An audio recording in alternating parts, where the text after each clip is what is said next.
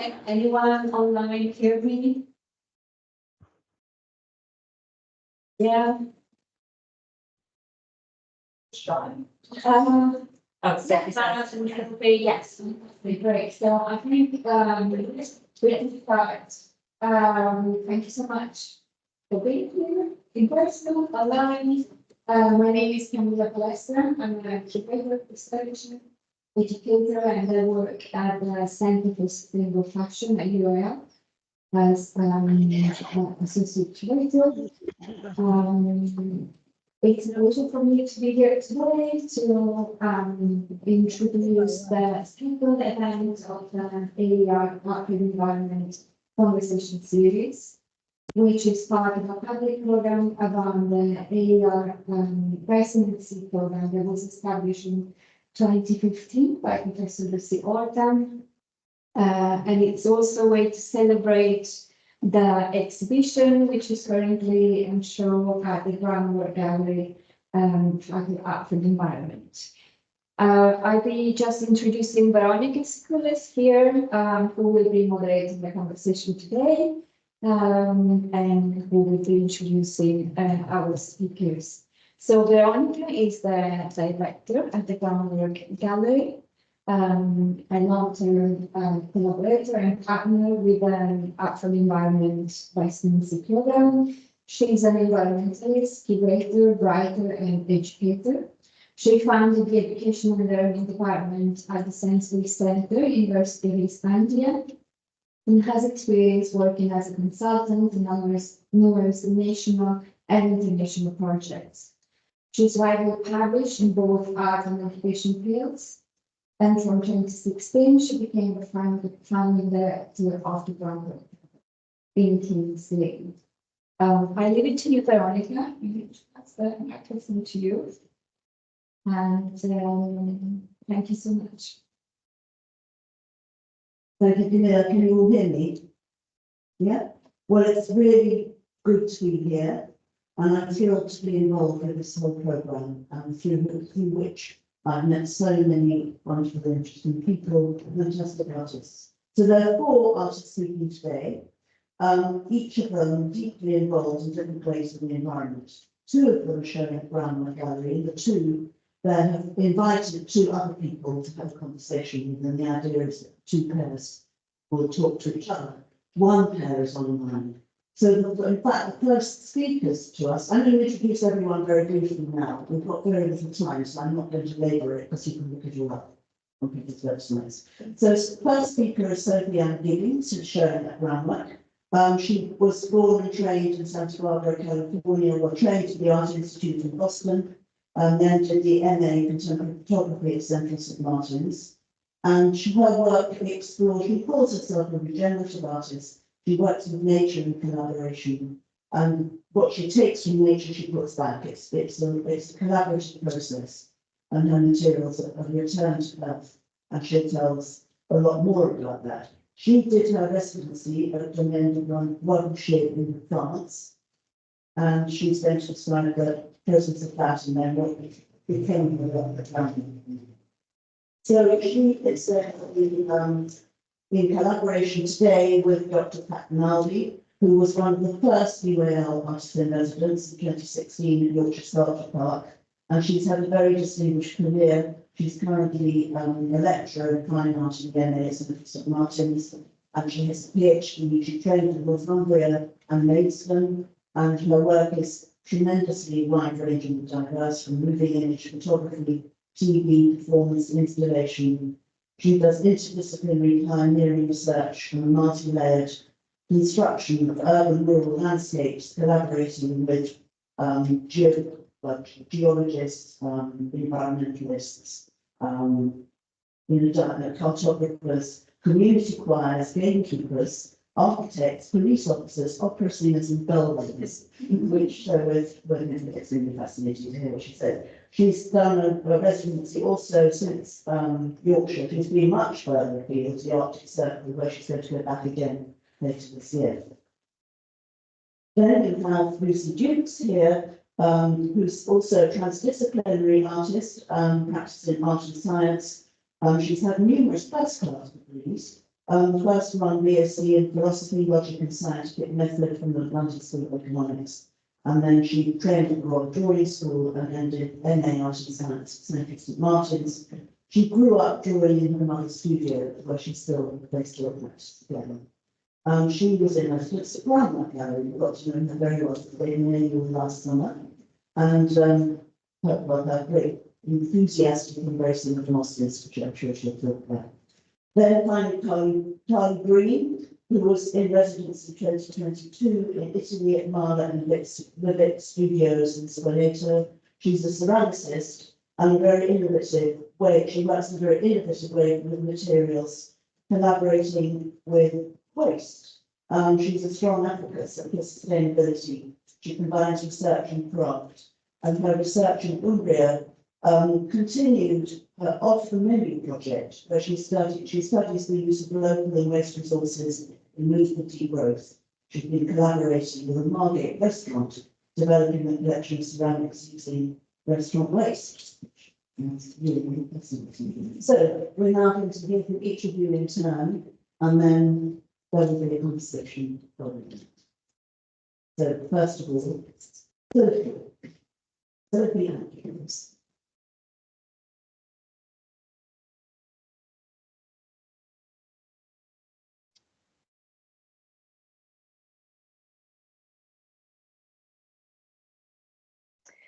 Hello, can you all hear me? Hello, can you hear me? Yes, we can hear you. Okay. Hello, my name is Sophie Anna Gibbings. Thank you so much, Camilla, and UAL Postgraduate Community, as well as Veronica, for having me today. I'm really looking forward to this conversation and being able to share some of my work with you all. So as we're, can you not hear me? Like we're doing a seance. It's going to be is this going to be a speaker? Can you not hear me? Yeah. Okay. I promise she is, don't worry. References. Sophie, we can't hear you, but just give us a second. See if the sound is coming out of the right speaker. Where sound. Sound. Oh, that's Actually, in my PC monitor. Okay, headphone port. We're just coming out of this. Hello.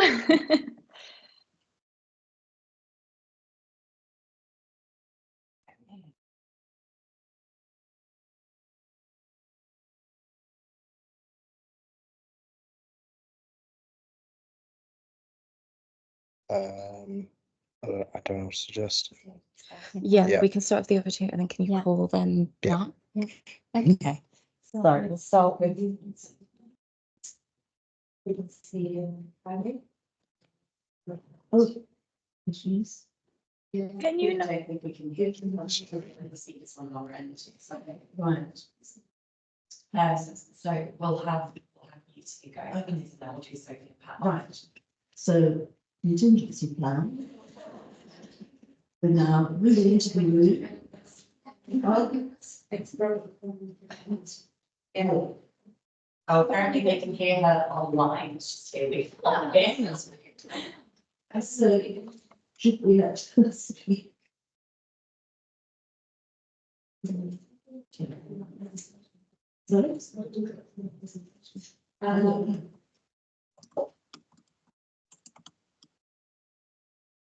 Okay, sorry. Yeah, we can get on. For you. Yes. Yeah. Right, now, Lucy. Okay, all right. So I assume they will get here as a line. I think if I my face in this way, just in case. Okay, so hello. Yes, you. Yes. Thank you. Tell me when to switch. Okay. Yeah, so I'm Lucy and I was background my gallery, as Veronica said last summer. And I applied with this idea around mosses basically. So I'm very inspired on Robert Kimbrough's book, Gathering Moss. And this idea that we might be able to see the world differently if we start to see things through different species lenses, essentially. And so I'd actually written my, I don't know if you can hear me better, but yeah, so I'd actually written my thesis on how mosses challenge borders and boundaries, but this had all been very theoretical and like nothing practical at all. So I really wanted to apply to this residency as a way to explore these theoretical ideas physically and embody them and see what that would mean to in practice. So the key ideas around mosses that I applied with was this idea that they are this ancient living embodied challenge to our systematic structuralism we have right now, in a way that they are very sensitized to their environments, their usage of words that fit, they live and survive in many, many places, they're very site specific, and at the same time they're part of like global flows of nutrients, global flows of mitigating flooding, like rebuilding soil. Essentially, they create communities, diverse communities, where life can thrive wherever they are. So they kind of operate in very opposite ways to the ways of some people that suggest. And so along the lines of Robert Kimbrough, I thought we have a lot to know from them. The next slide, yeah. So when I arrived at GroundWork, I then realised I was absolutely stuck because I didn't know how I was going to interact with these like living beings that wasn't going to be using them as material. And that was one of the key things, is I wanted to kind of like invert that power dynamic. And normally I would always just be working with specific materials and using them. And I was like, how is it I learn rather than use? How do I even begin to do this? So when we were at GroundWork, we had so many incredible trips that were just incredible. I think I learned as much as I learned in like a term of my master's in the space of about a week. It was incredible. But one of the key ones that I will tell you about was the trip with a local biologist I met called Gibbings and her husband Bill. And they, if you go to the next slide, they took me to this local bog / fen / moorland all in one, and where I could meet sagging mosses, which sequester massive amounts of carbon, and I could get to know how they exist and the ecosystems they exist in. And one of the coolest things was that they taught me how to read the landscape and how to see where water flows based on the plants that are growing, and see the pH of the soil, trees that are feeding underneath, through the things that are growing above. And it just completely opened up and transformed this world for me. And so then, in the next slide, I met these wonderful creatures called sundews that grow in relation with mosses as well, and saw that it's just the most inspiring places. If you ever have a chance to visit a bog, I would definitely recommend it. It's one of the coolest places to go if you're like a science once you go in LA. And so then in the next slide, you can see what I started doing was drawing, essentially, because I realised that that's how I understand the world. I understand everything is drawing all the time. Some of the ways I understand the agency that all things have. So I sat in locations where there were mosses and I observed the mosses. This is the view of the bog wall that we were at. And I just drew in this way to get to exist in that space and get to sense of plasma felt about atmosphere. And then you can see on the next slide some of the other drawings that I did and some of the different mixed media things like working with reclaimed foil and depiction of GroundWork Gallery. And then on the next slide, you can see the final installation that I made, where basically I took site-specific substrates that I'd been gathering mosses would grow on around the area around King's Lynn, and then drew a map on the wall. And this is in the area where I had been living for a week of the residency. So it was kind of like what I would have done if it were my studio kind of thing. And made a map of the wash and of King's Lynn, and then placed all the different places we've gone around it, and we'll just include that around it, and can map out all the ideas that was at that moment. Then what happened after that is I was very happy to be invited back. And I also made 2 Rhizo booklets to kind of put these ideas in a more solid 3D form as well. One, exploring the logic of mosses with these instructions of how you could get to know a place through mosses, which was basically the instructions of what I've been doing when I first arrived without realising it. And then another one that how to make drawings out of reclaimed foil, and we ran some work to the gallery to do that as well. Then I was invited back to be part of the exhibition that's going on right now. So to create a new body of work for this, I wanted to explore mosses in a more in-depth way. So I looked particularly at rhizoids and the relationships with soil and pH and like the life chemistry that they're sensitive to. And one of the key ways that we are sensitive to this is through our food systems and our current industrial agricultural system, which is very integral to this and really separates us from the environment. So if you can see on the next one, I created these drawings that are both kind of, they're kind of like imagine possible worlds, if that makes sense, and the entanglements between different species that both exist currently, but are also ways of imagining what it could be at the same time.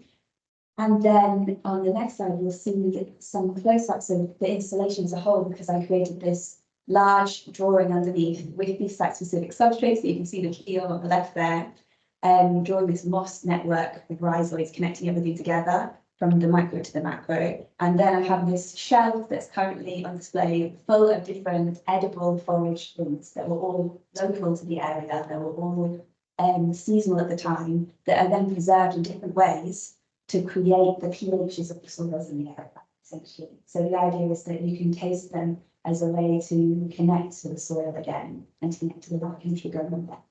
And then since then, what I've been doing is, you go to the next slide, this one as well, is working on these moss workshops with my collaborator, Laura and Williams. So before I did this residency, we've done 1 or 2 in gallery spaces around UAL. But then since the residency, we've been taking them outside into the forest and into the woodland. And you can see there's actually a picture of Sophie, who's going to speak later, is in one of these because of the workshop residency she was on recently. And then most recently, just last weekend, you can see on the next slide, we did one with the London College of Fashion and the Imagining Possibilities Festival there, and coming up in the future. Very excitingly. On the next slide, you can see we have a 2-day-long workshop that we're going to do, explore all these ideas really in depth, and kind of like mini eco residency at GroundWork. And that's all.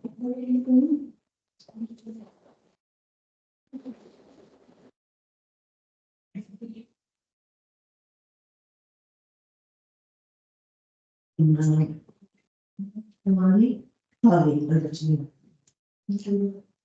Thank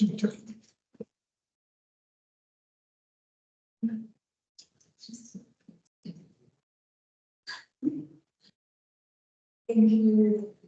Hi, I'm Carly, and next slide. It's yeah, this looks good. Thank you. So I joined the material program, which is Valletta in Hungary, which is also known as the Greek Heart of Italy. And the material program is a multidisciplinary program bringing together artists, writers, scientists, geographers, material designers, architects, and theorists with a macro lens and prehistory to future studies, material into the map across time, and diverse local geographies, the industrial, agricultural, and cultural production in carbon, with particular reference to the histories and material extraction. Using the region as a case study, the programme asks how can material histories have affected production in art, fashion, design, and architecture. The material asks how we might reconsider our relationship to the environment by changing the series of use and our attitudes to production. Next slide, please. So my objective of the residency was to continue my new initiative, which I started during the MA in Dual Futures at St Martin's, and the concept behind this approach was about utilisation of food waste as a catalyst for environmental social regeneration. And as you briefly mentioned, I collaborated with the restaurants in the market, and we used a lot of the restaurant resources to create a collection of surroundings that is to discuss the production and consumption in dining.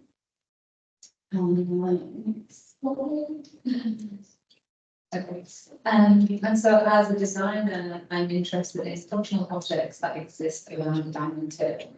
The act of dining is the heart of any community. It serves as a meeting point and an opportunity for rejoicing and restoring. The dining table in this project acts as a catalyst and acts as a centerpiece to this work and its uses, whilst creating an opportunity for dialogue around associated issues. So with this outline, I began the residency by asking how can the dining table, specifically tableware, represent a material culture of Spoleto in the surrounding region, and how can the landscape be reflected in those fields dining. So I began researching the cultural history of Korea, and traditionally the ceramics there tend to centre around these Megalithic workers, rich art, terracotta base with a wide shiny tin glaze and very decorative hand-painted patterns by the ceramic artisans in the region. Now, sadly, these glazes do contain a range of finite resources that are sourced globally and with very complex and invisible supply chains. Furthermore, since 2008, in Umbria, some artisans have decreased by around 60%. So with that in mind, with the depleting resources and the decline of production, I began questioning what does the future of ceramics in Umbria look like, and how can we move away from global resources to more local solutions. And so initial investigations began looking at the first soil. So the image on the left is of one of the quarries which I visited. I visited riverbeds and landslides, quarries, all in order to try and find exposed areas of soil and clay. This particular quarry I chose to collect the largest source from because it really shone light on the contrast of the landscape and the built environment. Since this particular quarry, they excavate on the landscape and they create bricks and roof tiles there. Also has the largest kiln in Europe. So it's quite dramatic, this space, and quite impactful in terms of extraction of resources. And so the second image then really started to investigate how the use of fertile lands are in Umbria. And so predominantly it's used for greenhouse and olive groves. And so I sourced olive pomace and dried wine grapes and the stems on wine in order to look at how we can utilise this within surrounding glazing. And then finally, the last image is it's one of the potters called Fabio, who I visited in Garuta.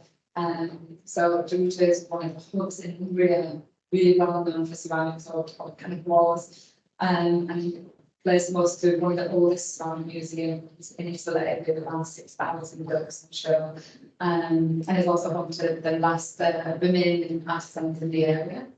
So this is Fabio. And so in collaboration with Fabio, we started to produce some prototypes using the clay I sourced from the quarry, which was clay grey, so it was discarded tiles that were pre-fired or dust that was collected, so this one kind of fine dust that had to be consumed. And I started to create prototypes, so we've got a wine jug and a big sherry platter. And the middle image is of some glazed plates using glazed aggregates using wine. So the dried white grapes and stems and just on the clay. And on the right is samples of pigment tests of the different soils I collected from the region. And this was shown during work in progress exhibition 3 weeks into the residency. Again, actually, this is more test tiles of using the wine and the soil from the region. I particularly like these tiles because it feels representative of the materials that are in use. Because Sagrantino is really popular in this region, and it feels like the wines infused into the tiles here. So I'm constantly trying to recreate this kind of very organic, earthy material use here. And next up. And so then at the end of the residency, we did an open studio, and the image on the left I showed all the samples from all the soils that I sourced, and in the middle it was the wine and showing the process of the processing of the wine into ash and a lot of glazed test tiles. And then on the right, But it's actually a group of people that amongst them is a table where we invited people to join us and eat off these plates and the wine from the region in a wine jug, and that was made glazing the wine glaze. As it was an opportunity to discuss the project, but also the materials and these objects that we use every day and the associated impacts with them. Excellent. And so since the residency, I've been very fortunate enough to continue working and researching and understanding a bit more about the region. And I've been working with some researchers from the Department of Science Systems up in Perugia. And so actually around the time I was doing residency in 2022, there was a flash flood in the market that caused nearly 1,700 landslides across Marche and Umbria. And these particular researchers monitor and map landslides in the region. And so I was looking to go and visit some of them with them whilst we were monitoring, collecting a few soil samples, and just discussing the environmental impacts of materials and how that could potentially impact the production in the region. As yet, I'm not sure exactly how I'll use these samples, but I'm hoping to do some publication in the future to really talk about that research. And so right now, I began collaborating with a vineyard and a really wonderful restaurant called Vine in Bolivia. They're only 2 years old and they've just received a Michelin star, they're incredible. And they will be the first users of this collection that I'm creating. And so the collection will include a wine jug placed in the wine glaze, which is still kind of still doing iterations of development, which you'll see in the top image of drying out some of the prototypes on top of the kiln.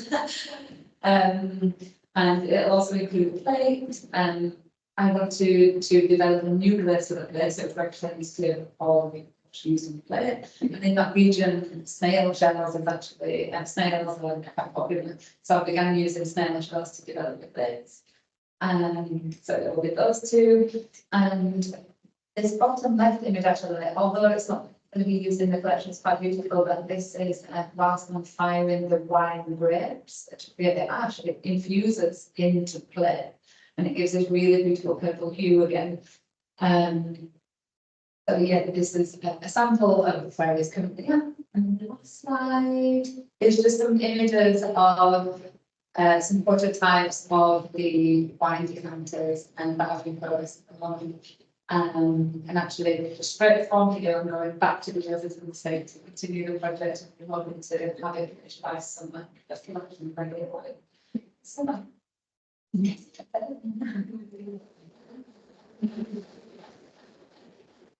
Thank you very much.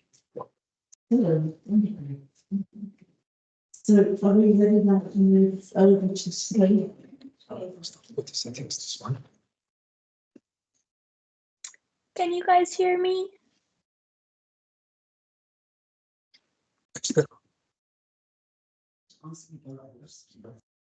Yeah. Someone say something? Yes. Exactly. Sounds like it. Can you hear me? Yeah. Yay!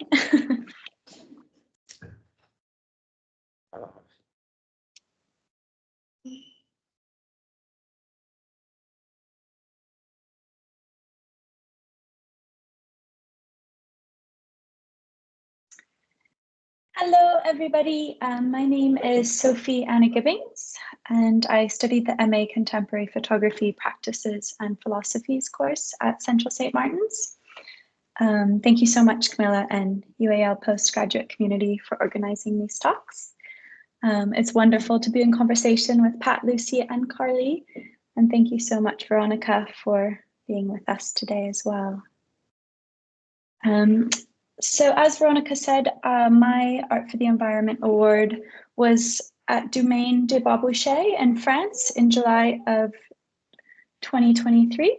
And this was more of a workshop than it was a residency. It was a 1-week workshop learning from the Department of Seaweed. And the workshop was all about seaweed and algae encounters. And it was led by artists and designers Julia Lohman and Violaine Bouette, who together founded the Department of Seaweed, which is a transdisciplinary community of practice exploring the sustainable development of seaweed as a material for making. And during my workshop, we explored seaweed futures through hands-on experiments and communal reflection. Julia and Violaine shared a range of techniques for working with algae in art, craft, and design. And we also spoke extensively about biomaterials and their ethics, ocean literacy, and regenerative design. So in addition to learning from Julia and Violaine, each of the members of the workshop were asked to come with a skill or a lesson to teach the group. And so these are images of me doing cyanotypes with the seaweed, and we all washed the prints together in the nearby river. Most evenings at Bois Boucher, there was an artist talk, and Julia's talk really inspired me. She spoke about her creative process and how it involves her body. She said the process starts with the body, asking herself, how much seaweed can I carry? What is my strength? To me, her process resembles a kind of performance using her body to make her pieces. She also said that the power of seaweed lies in the potential for collaboration. Julia spoke about the ethics and intuition of her creative process and how there is no hierarchy within plant and animal species. Often when we work with nature, the process starts with material and ends with an object. But there is so much that happens in between, and I'm really interested in that. So after Julia's talk, I thought a lot about the body and how performance can be used as a tool for showing more of the process and collaboration with the materials, in this case, it being seaweed. And this is an image of us also at that same river nearby on site at Bois Boucher. And we gathered here one day to talk about the projects that we'd all like to work on during the week. And at Bois Boucher, my project was making a book entirely out of seaweed, which I'll show you on the next few slides. But I also, during my time at Bois Boucher, wrote quite a lot in my notebook about this idea and concept for a performance piece, about oneness with nature, about oneness with the seaweed. And I planned to make a body or a kind of garment out of seaweed that I would then wear as I entered the water. Together, we would be one body. I was very interested in how we all come from nature and return to the water. I will come back to this performance piece. I just want to first show you the book that I made while I was at Bois Boucher. So this book is made out of seaweed, and it's also made from materials that were left over from the workshop.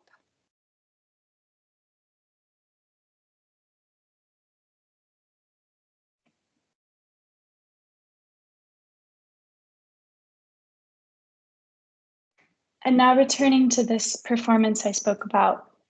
When I left Bois Boucher, this concept was still very much with me, and I felt like it would be a meaningful continuation of my time there for the AER exhibition at GroundWork Gallery. And like Lucy said, I was in Margate for quite some time after, and so this was a really perfect time and place for me to work on this project. So for this piece, I collaborated with a costume designer, Jessie Curry, who I also met during the workshop at Bois Boucher, and she's an alumni of London College of Fashion. So this was a really wonderful time to collaborate and continue this project.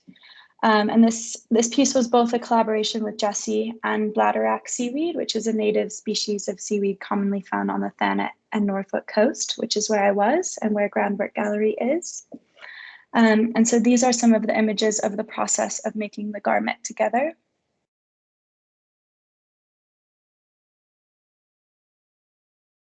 I don't see myself separate from nature, but rather as two artists working together. Performance is the beginning of my process, often referencing my own body as it relates to nature's body. This work aims to embody a sense of oneness. We are one body entering the sea, leaving our unique marks in the sand. The next slide is a video clip of the performance, which now exists as a video piece.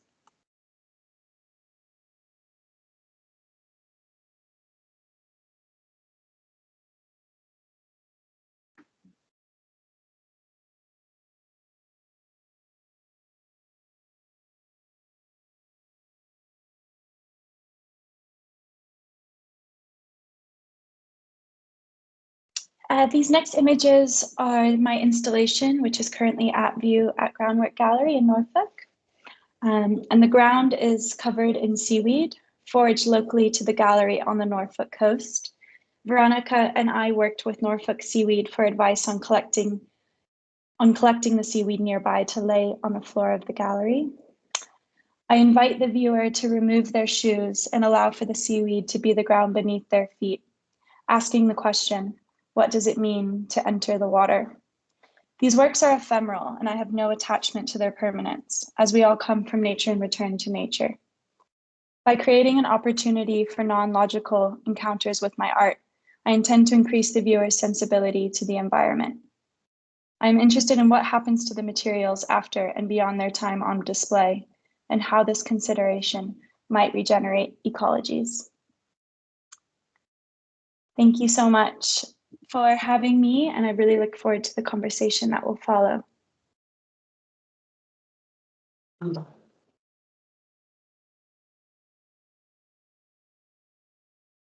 you very much. Thank you. Are we ready to, Nadia? Are you there, Cass? Hello, can you hear me? Yes. Brilliant, thank you. Well, firstly, I'd like to thank Sophie for inviting me for this conversation, obviously Camilla as well. Gosh, it feels like such a long time ago. So I finished my PhD at Central St Martin's in 2014-15, and then I applied it was one of the first ones, sort of out from the environment residencies. So I was in Yorkshire Sculpture Park in 2016, September for 3 weeks. The work my PhD was actually sort of looking at, it was a practice-based PhD, and it was looking at the view as social political mediation. So that's the direction I was coming from. And my interest in the Yorkshire Sculpture Park was actually in looking at how, in the views within the landscapes, because the Yorkshire Sculpture Park is based within the Breton Estate, which is an estate which originally appeared in the Domesday Book, but it was remodeled in the 18th century. So it's the Breton Estate. So, excuse me. For the 3 weeks, I mostly sort of walked around. So the image in the center is the gatehouse, which was the accommodation. So there were a couple of apartments through there, and which is right at the beginning of the park where the gates are. And it's a 500-acre estate, which has a couple of galleries, and it's got sort of cows, Highland cows, sheep, but it also has artwork, some of which are permanently installed, like the Henry Moore sort of sculptures, and others which are there on a temporary sort of basis. And of course, during the day, it's packed with visitors who come to the park, having sort of days out, looking at the artwork, and sort of to walk and have a good day out. It is, when I sort of got them, this is what became particularly sort of interesting was how the landscape had, over the centuries, been very much sort of cultivated to and constructed to achieve a very particular, visual view. So, and my interest is, and was how a landscape is constructed and cultivated to achieve a certain visual view that reflects a political point of view, which very much became the project, which eventually led to a sort of conference, sort of book chapter, and a sort of a publication as well. So these views were particularly constructed from, from inside. This is the main hall, so they would have classical paintings of, so Claude Lorraine in particular, and in looking through the windows, they would want to construct the landscape basically to sort of look like a painting, to look like these paintings. Another thing which really sort of struck me, of course, is because part of my PhD was actually looking at the King's Cross estate, the Central St Martin's, which we moved into the building because I also sort of teach there now in 2011. So, for example, on the left-hand side, you can see a sort of a folly, which was from the Yorkshire Sculpture Park. So this sort of, sort of Greek, sort of Roman columns, and the bottom image on the left is from a hermit sort of cave, again in the grounds of Yorkshire, of the Breton Estate, which is Yorkshire Sculpture Park. On the right-hand side, it's the Granary Square in King's Cross for Central St Martin's, which holds events. So, for example, again, there was a Roman weekend. This was about 6 or 7 years ago, where they have the they brought in the columns and people dressed up as Romans. And then the image underneath was during the construction of the King's Cross estate, they would actually have these hoardings which had photographs of sort of landscapes. So it very much became a sort of mirroring of each other, the urban and the rural, and how they were both being constructed. And this, I'm sorry, I actually sort of, I've just moved house, so this publication is actually in storage, so I couldn't have it. But I ended up producing this A5 sort of booklet, which came about because the park, the Breton Estate and the Yorkshire Sculpture Park would be locked at night at 6 p.m. And it would be the only time until the following morning where I was actually able to walk around the grounds on my own. You can sort of jump the gates, but people tend not to. So it was the only time where I was actually on my own. I was able to walk around the park, but there was no lighting, so I'd have to go by moonlight and use the light on my phone. And I started doing some sort of light drawings, sort of photographs, which was looking at the idea of the private estates. So these are the stills from each sort of page, which is actually taken from a 13th century sort of land ownership dictum, which is, whoever owns a soul owns everything above and below from heaven to hell. And these are just some images from the sculpture park during the night. And then again, this is sort of the sort of mirroring of the King's Cross estate with the Yorkshire Sculpture Park. For example, on the left-hand side, this is it's actually called the German tree, which was brought into King's Cross a few years ago from Germany, because it's creating a very specific type of environment in the estate, which is a private estate. And on the right-hand side is an image from the Breton estate. And this sort of, I sort of wrote this book chapter, which was the exact sort of managing Arcadia, and it's from using King's Cross and Breton estate as the urban and the rural sort of mirroring of each other. Which sort of led me to a couple of years ago, and I'll go through this really quickly, which was going to the Arctic on an expedition for artists and scientists, which my initial interest was to do with, again, this idea of ownership, which polar exploration has had, for centuries, which is about sort of, as you can see with the punch image, winning, who wins the race to find the poles. And on the right-hand side, there's Robert Peary's diary from 1909. He's supposedly the first person to have reached the North Pole. But in his diary, it's all about sort of, being, mine at last. It's very much about that sort of land ownership. I'm just going to show some images. So the expedition was around Svalbard, which is the northernmost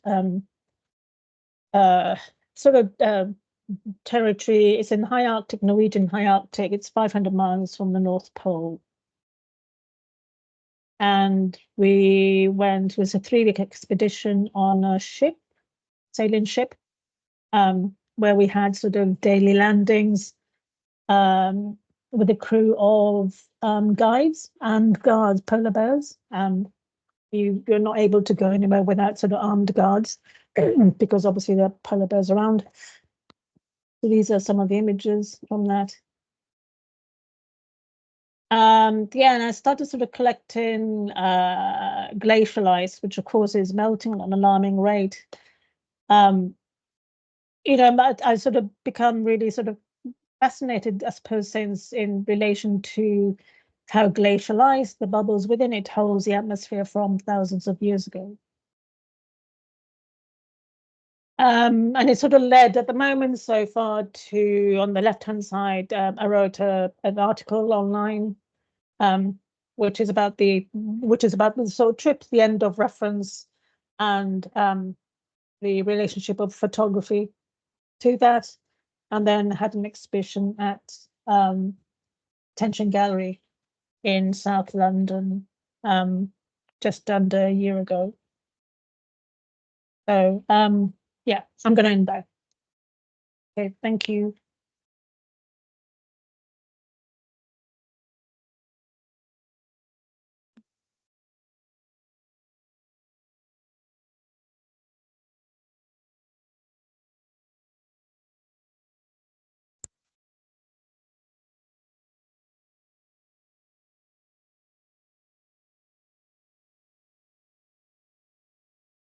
Yeah.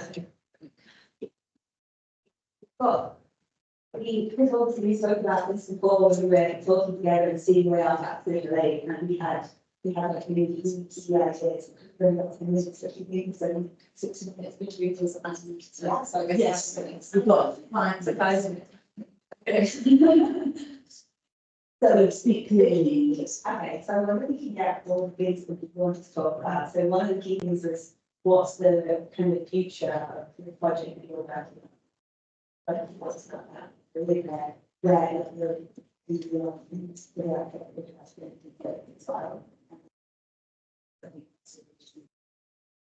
and for me, I was going to say question for me it's like continuing this research and understanding what it is, getting more and more transdisciplinary, collaborating with people for as well, sharing those ideas.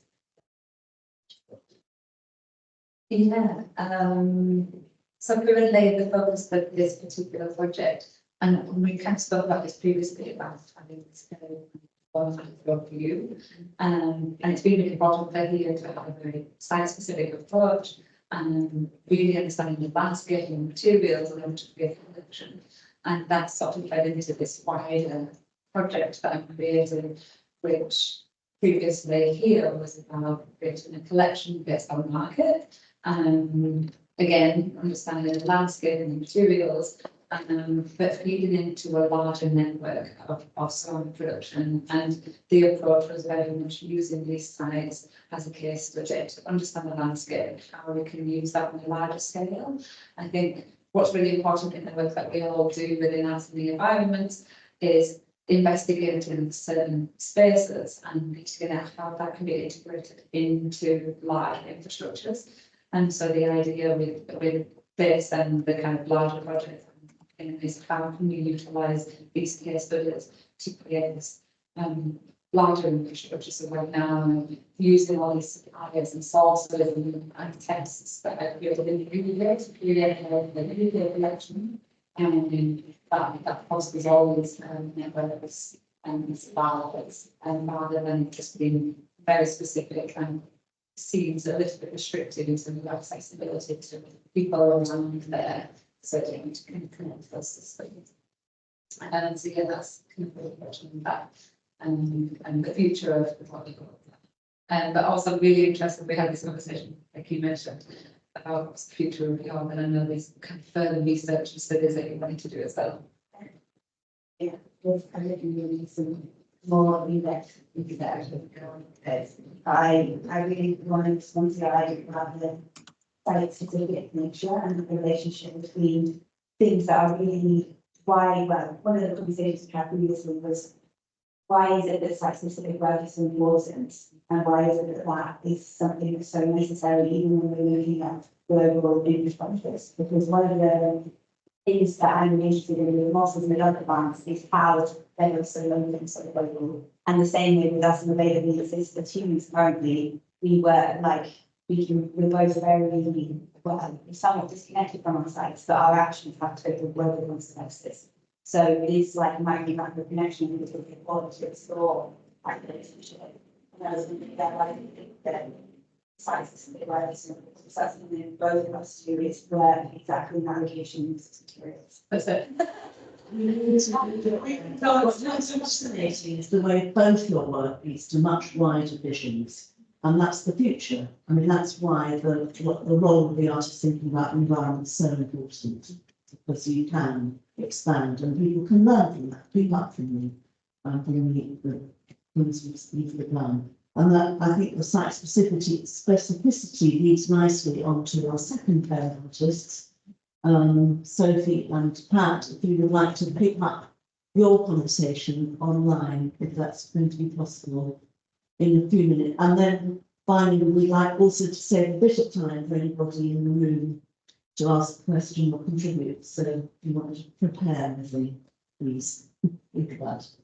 Yeah, so over to you two, Pat and Sophie. Great, thank you. I mean, I had a sort of question for Sophie, which was to do with your affinity to landscapes. You know, now there are only particular landscapes which you feel more connected to. Yes, can you hear me? Yes, well, I can, you know. Yeah, I think for this body of work which I've shared, there was certainly an affinity to the seascape and to this material of seaweed. I think as more of a, I guess as a starting point for this kind of way of making and thinking was, I volunteered for a while at a regenerative farm.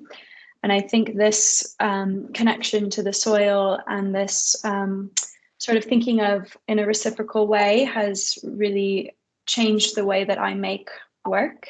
And I think this sort of now commitment to my practice and to the earth of using materials that can be returned in this circular way in which regenerative agriculture has taught me so much about. I feel that that's an important affinity for me to mention. Yeah, in this conversation. And Pat, I had a question for you. Thank you. I'm really fascinated by this ownership of land above and below the surface, and there's a term that is for me more of a spiritual term, which is as above so below. And I'm curious what that kind of, and it also relates to icebergs as well, with this existence of below and above the surface. And I'm curious how you think about that. Yeah, I mean, I think, gosh, I mean, I think I'm really interested in ownership. I wasn't born in the UK. I was born in Gibraltar, which is, it's a British sort of, God, I mean, I'm going to say it's a British colony in southern Spain. And it's a very particular type of landscape. So I've always had this association of landscape to do with identity, because, you know, because it's a very sort of strong part of me. And sort of coming to the UK as a sort of teenager, of course, the land's ownership means very different things in relation, you know, to different countries, and, you know, they have different rules in terms of sort of ownership and landscape. But also the English landscape is very particular. It's very much to do with sort of national identity, but then who decides that, who owns that? And of course, the more you look at it into the UK, for example, the housing crisis in London, you know, it is to do with the fact that, you know, so much of the English landscape is owned by very few people. So when you start to think, you know, even when you buy a property and it's sort of freehold and you own the land supposedly, but how far does that go? You know, and how, you know, so, you know, is it literally sort of this sort of tube like, you know, from above and below that you own? Not necessarily. In, you know, there is this law from the 14th century, the ad coelum, which in theory, as I said, it, you know, from heaven to hell, but that's only if there's no minerals. If there are minerals, then the Crown sort of, owns that. So it's those sort of caveats which I'm really interested in. Yeah, and of course with icebergs, most of it is actually underwater. It's below. Right. Right. Yeah. Thank you very much. I think that might have to end your conversation. I said anyone in the room, of course, we have an online room as well. So if anybody who's listening from anywhere would like to contribute a question or a comment, we'd love to hear that now. Yes, there's a quick question for Sophie, because you couldn't hear very well, it's quite echoey in here. There were a couple of the artists, also a couple of people you mentioned whose names I didn't catch on at the beginning and one a bit later on. Yeah, so catch anyone that you referenced, there were a couple of references you gave in your presentation, I can't really remember. I'm so sorry. I'm having a hard time hearing the question. Could someone put it in the chat? Sorry, yes, there was a couple of references in the presentation that you couldn't catch them. It would be helpful for the audience. There were some names you mentioned, Sophie, that we couldn't catch fully because the sound is quite echoey here. Okay. Was it perhaps Jessie Curry who It's just how I think you got the phone book. Yeah. Just really struggling with the Yes. The Jessie Curry, and then there was another person at the beginning as well. So shall I type the names? So Julia Lohman and Violaine Bouet are who founded the Department of Seaweed. And perhaps those are the names that you missed. We need to see them written down, I think. If you put them in the chat. I will do that now. We can all send a presentation. Right. I did have another sort of question for everybody. That was just a sort of point of clarification. Was just I suppose about everybody's relationship to the artifact. I think, especially we're talking about sustainability, and then so in particular, you're talking about work returning to the earth, and to an extent you are as well. But there's also artifacts that you're making. So I just wanted to hear a bit more about that. We have just one person to answer. That's